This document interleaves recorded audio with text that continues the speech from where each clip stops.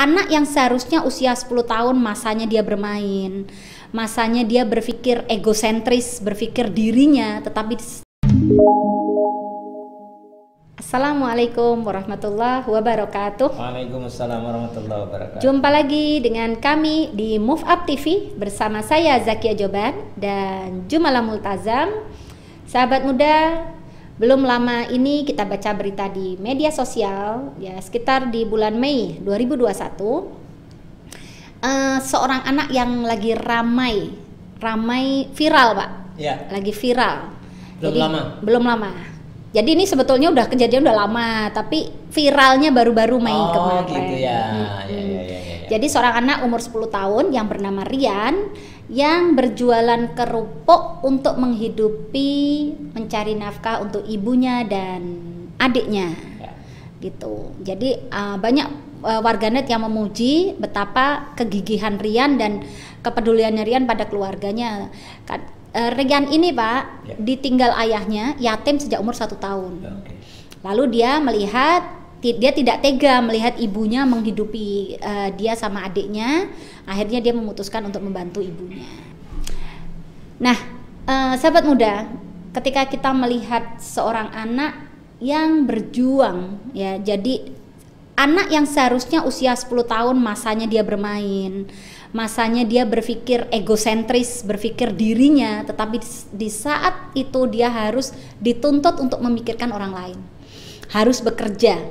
Nah, di sini nih kan ini ya Pak, ada satu sisi kebanggaan, ya kan? Satu sisi kebanggaan, betapa kita lihat bangga kita melihat kemandirian anak tersebut, kepeduliannya, empatinya, gitu kan?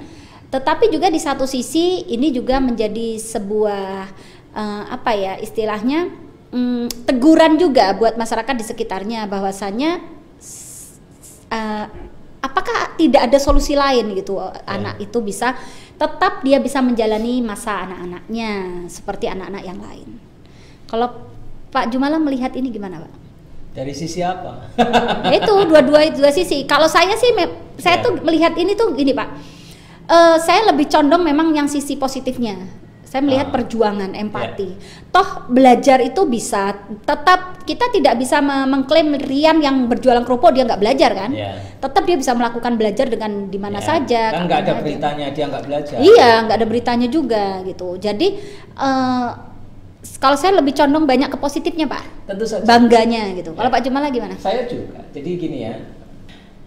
Pertama saya ingin sampaikan bahwa orang tua perempuan itu ibunya bersyukur karena anaknya sangat bagus ya. Tetapi tidak hanya berhenti sampai di sini. Saya akan kemudian soroti yang kedua, yaitu anak itu tidak terlepas dari kebiasaan orang tuanya. Jadi orang tua itu meninggalkan bekas perilaku. Jadi kalau anaknya seperti itu orang tuanya tidak jauh-jauh. Kalau orang Jawa bilang kacang mosok tinggalan jaran, atau air cucuran jatuhnya di pelimban juga. Anak itu, apalagi anak yang masih kecil begitu, dia tidak dapat asupan dari mana-mana kecuali dari keluarga terdekat. Iya. Saya ngambil dugaan bapaknya almarhum dan ibunya ini orang yang baik. Iya. Sehingga dia meninggalkan perilaku yang bagus buat anak.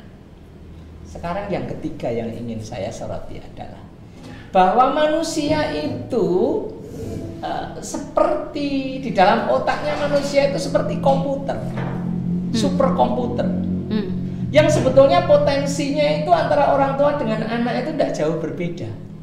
Iya. Yang membedakannya adalah asupan datanya. Kalau orang tua datanya sudah banyak, kalau anak-anak datanya masih sedikit.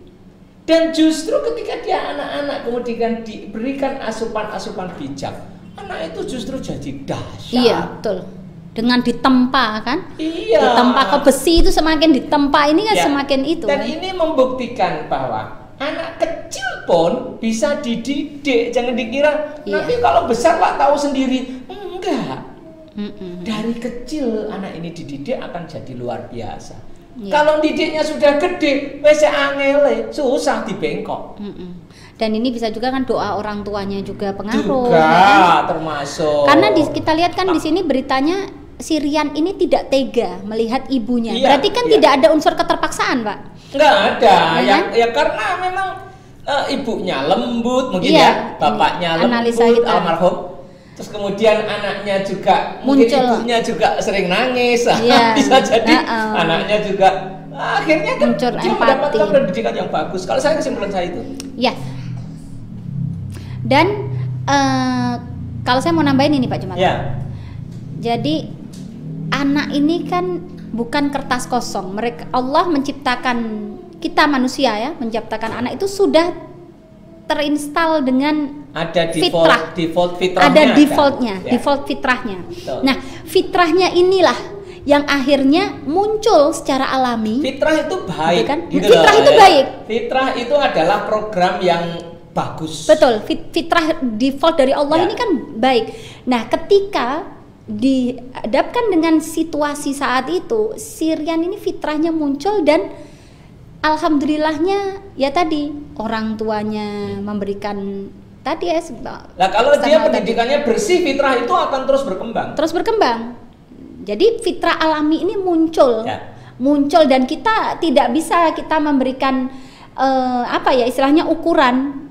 Terbukti anak umur 10 tahun bisa menjadi tulang punggung Ya, keluarga. itu saya garis bawahi. Ya. Anak kecil itu bisa dididik, jangan kira enggak. Itu aja yang saya ingin pesan kepada para pemirsa. Iya, dan ini menjadi pelajaran buat kita yang dewasa. Ya. Tidak ada istilahnya kita mati langkah. Apa ya Pak, mati langkah? Putus asa. Putus asa, kita merasa kita nggak bisa berbuat apa-apa. Kita lihat si Rian, seorang anak umur 10 tahun aja dia bisa Dan berjuang. anaknya orang susah loh ya. Anak orang susah bisa berjuang. Dengan sangat bijak dan hebat. Nah, ini jadi motivasi nih buat Ya. kita semua dan bisa menjadi ya untuk kita orang tua bisa cerita si Rian ini kita ceritakan pada anak-anak kita untuk bisa menjadi pelajaran buat mereka bahwasanya hidup itu kita apa ya Pak ya sesulit apapun bisa menjadi indah tergantung kita yang menjalani. Ya. Rian menjalaninya juga dengan sukacita, Ya. tidak ada keterpaksaan, ya kan Pak. Bahkan Ya. dia rasa bangga dia bisa Ya. membantu ibunya, bisa menghidupi saudarinya. Kalau kalimatnya para ustadz begini, jangan pernah berputus asa dari rahmat Allah. Ya, baik buat diri kita sendiri maupun buat anak-anak. Jadi sesulit apapun hidup, rahmat Allah itu bersama kita. Iya. Itu jangan pernah putus asa. Nanti kita akan mendapatkan hal-hal yang luar biasa, termasuk seperti ajaibnya Rian ini. Iya. Jadi ini motivasi buat kita ya Pak ya. Mudah-mudahan anak-anak kita juga bisa menjadi anak-anak yang membanggakan orang Amin. tuanya kelak. Amin. Amin. Ya. Amin. Dan insya Allah memberikan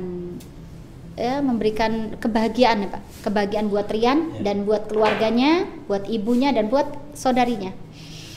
Demikian sahabat muda video kita kali ini, mudah-mudahan ada manfaatnya. Amin. Sampai jumpa lagi di video berikutnya. Jangan lupa Subscribe dan bunyikan bunyikan lonceng. Akhir kalam, assalamualaikum warahmatullahi wabarakatuh.